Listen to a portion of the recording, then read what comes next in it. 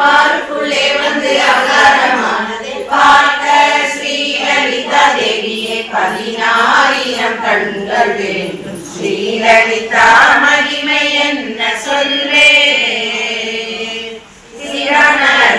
குண்டத்தில் அம்மனும் ஸ்ரீசக்கரராஜரதத்துக்குள்ளே சிறகோடி சூரியன் சேர்ந்து உதித்தார். ஜனனத்திலே வந்து தேவி உதித்ததை பார்க்க கண்கள் வேண்டும். ஸ்ரீலலிதா